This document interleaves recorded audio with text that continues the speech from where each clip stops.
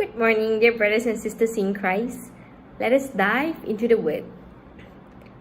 In today's Gospel, taken from John chapter 6, verse 16 to 21, we see the disciples getting on a boat and start to row across the Sea of Galilee towards Capernaum.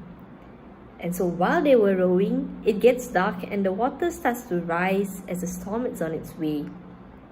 And so finally, after rowing for about 3 to 4 miles, they see a figure walking out towards them on the water.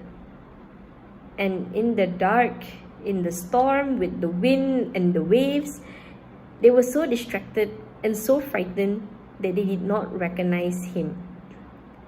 And it's at this moment that Jesus says, "It is I, do not be afraid."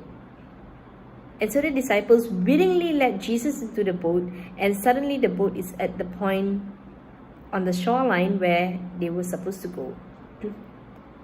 So dear brothers and sisters, today's passage reminds us that even if we choose to live our lives without Jesus, He will come to us and meet us in our storms. Sometimes, the world is so distracting, and the world can tell us that we can just, sail through life trying to do things on our own. The evil one especially wants us to believe that. But just like in today's Gospel, Jesus comes to us. Jesus meets us in the most unimaginable ways. And it is us who need to recognize His presence.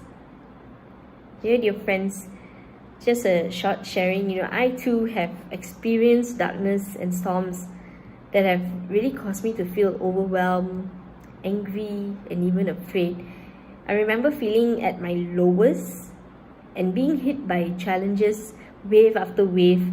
And during those times, I felt so defeated. I felt so defeated, so tired, so angry, so afraid that I couldn't bring myself to go to Jesus. I resorted to seeking comfort from the world, doing worldly things that will pacify whatever that I was feeling at that moment. It felt almost impossible to go to Jesus or even sit down in prayer. But dear friends, Jesus came to me, and He came to me in many ways. He came to me through friends, people that I talked to, and He came to me through movies that I've watched, books that I've read.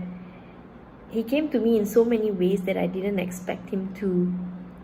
And it was then that I actually felt a sense of calmness in my life. Although my problems were still there, but there was that sense of calmness and there was peace in my heart because He was reminding me to not be afraid.